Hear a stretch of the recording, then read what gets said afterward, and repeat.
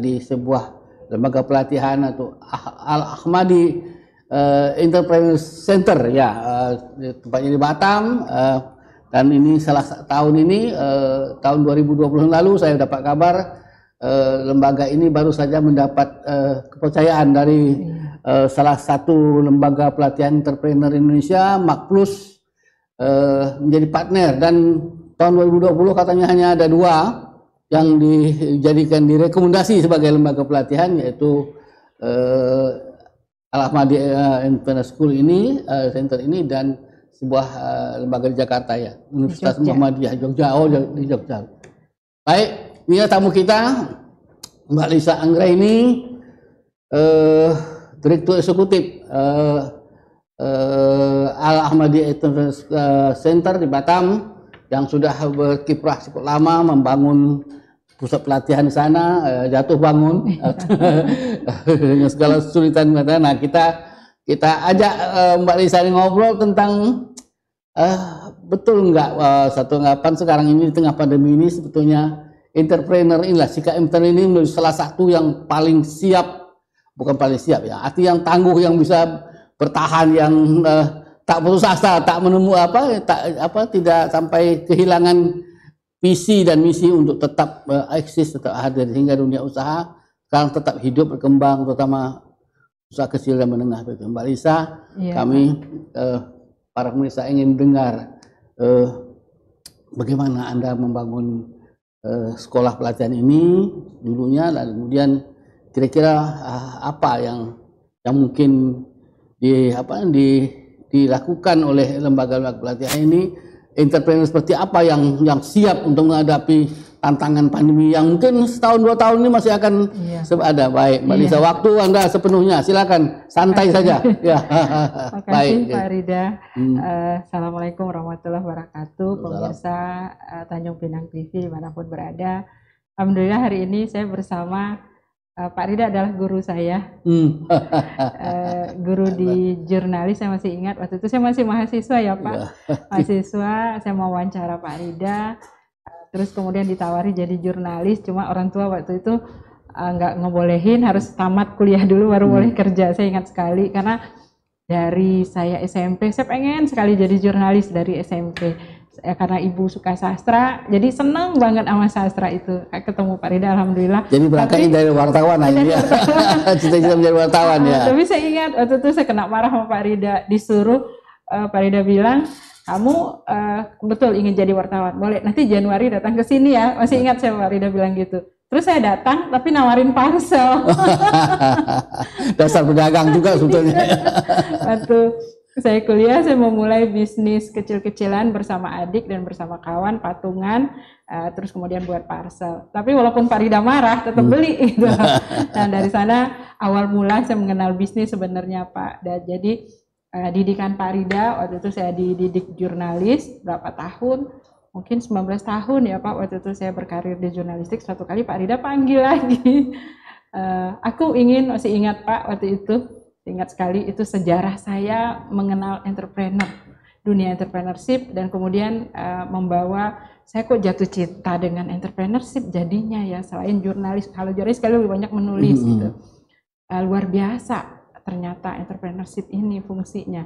Jadi waktu itu saya masih ingat Pak Rida, aku mau buat sekolah tempat orang bertanya kalau dia ada masalah bisnis. Terus aku juga mau tempat itu orang mau buka usaha datang ke tempat kau itu. Masih ingat saya Pak, waktu itu saya dipanggil Pak Rida.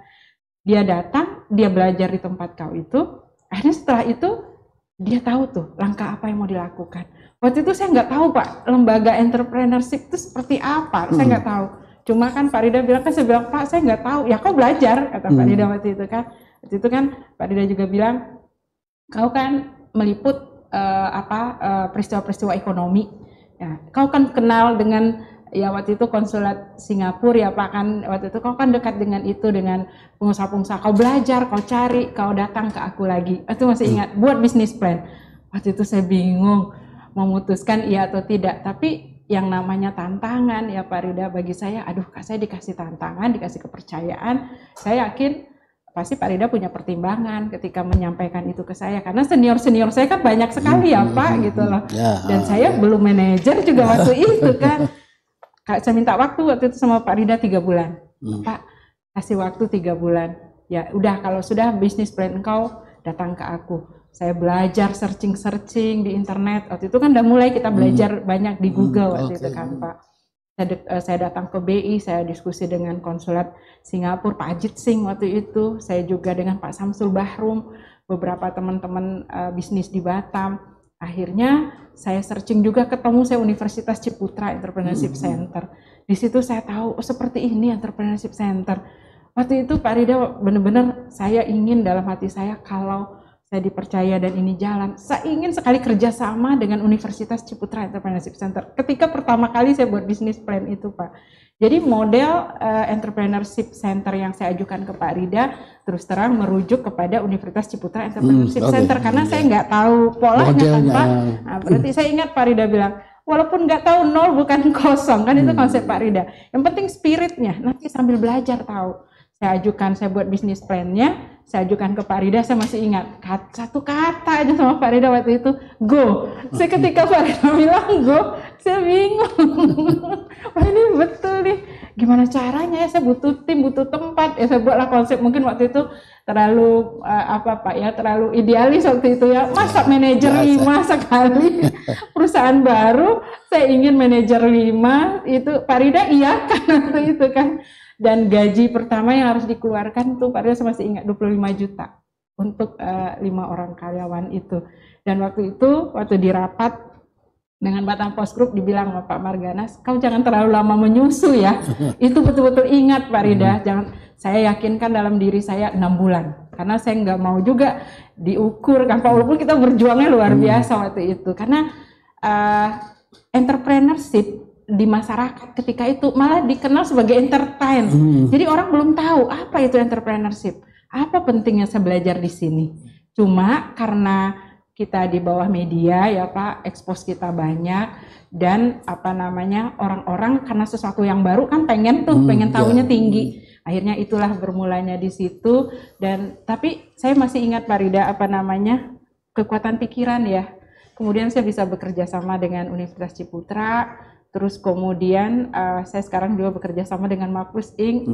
Pak Hermawan Kartajaya, suatu kali kita undang, alhamdulillah. Makanya kekuatan prasangka baik ya Pak, itu sangat penting. Menurut saya itu sangat-sangat modal besar ya, modal penting. Besar, iya Pak. Ya, positive thinking dan etikat baik, prasangka baik.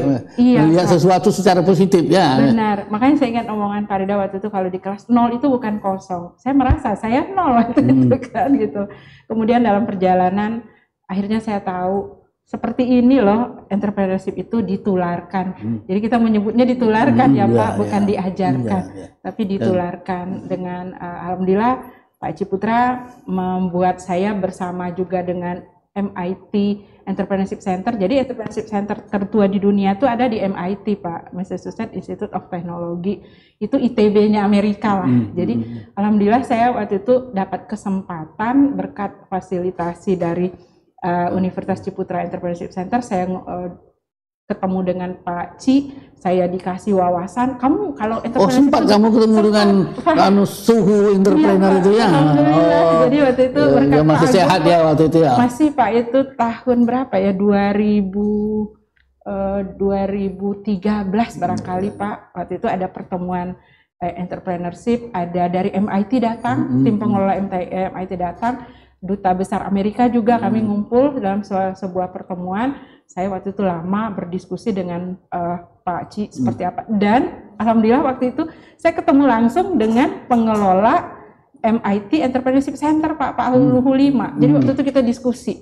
Waktu itulah baru saya tahu ternyata entrepreneurship ini memang harus ditularkan satu. Karena mereka mengembangkan entrepreneurship itu udah lebih dari 100 tahun Pak. Terus yang kedua katanya, kamu jangan terlalu percaya diri dengan hasil.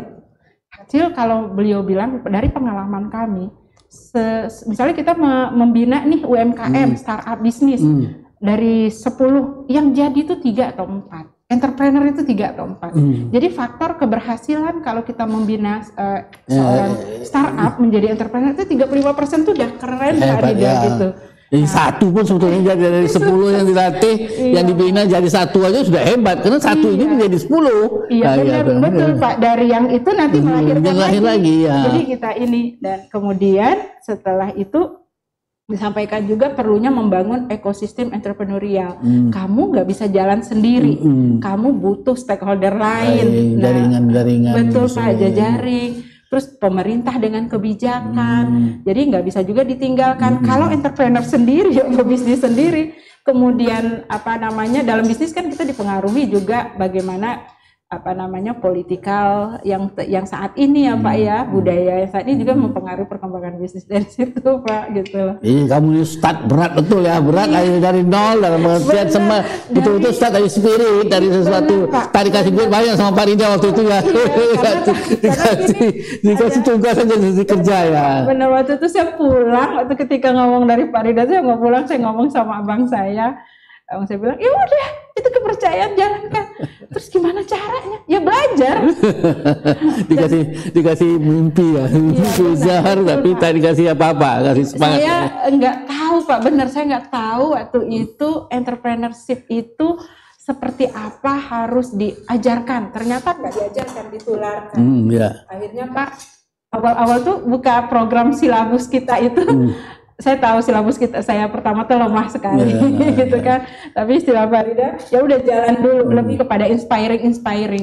Setelah saya ketemu Universitas Ciputra, oh seperti ini harusnya ketemu dengan MIT. Jadi kamu menemukan bahwa entrepreneurship itu bukan sekolah, tidak bisa dipelajari, tak bisa diajarkan, tapi bisa ditularkan melalui pelatihan, melalui contoh-contoh, melalui kasus-kasus, studi kasus.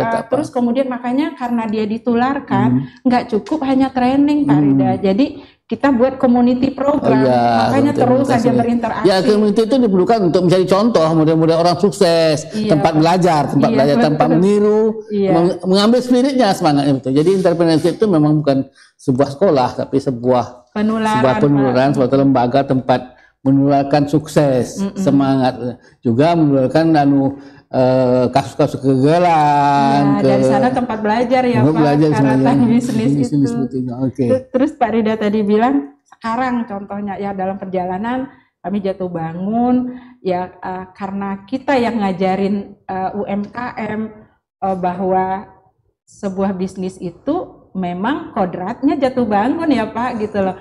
Nah tentu ketika saya juga berjuang, terus memperlihatkan termasuk ya sekarang ya Pak, pandemi tadi kata Pak Rida, apa dong seorang entrepreneur yang harus dipersiapkan dalam kondisi sekarang ini gitu.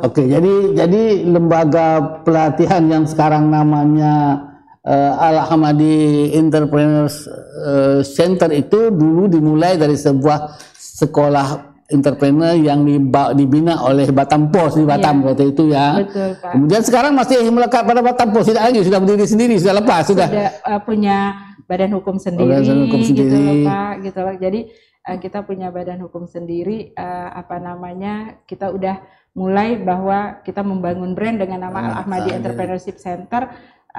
Artinya begini, lembaga ini ternyata walaupun langkah kecil dulu dimulai ya Pak, dari keberanian, dan kenekatan, keberanian dan kenekatan. Tapi diukur Pak risikonya gitu kan, kira-kira saya mau ngapain ke depan sudah. Tapi saya masih ingat ketika memang entrepreneur memperhitungkan risiko. Rasaku enggak lah, risiko enggak ada lah. Bagi entrepreneur enggak ada risiko. Ya nanti kita tanya sama Ibu yang Citra Sari itu, enggak ada risiko. Oke. Baik, kita break dulu sesi pertama, kita ketemu di sesi yang kedua. Hai, kita berjumpa pada sesi yang kedua tentang entrepreneurship. Bagaimana kita menghadapi masa depan pandemi ini dengan mengembangkan semangat entrepreneurship. Baik.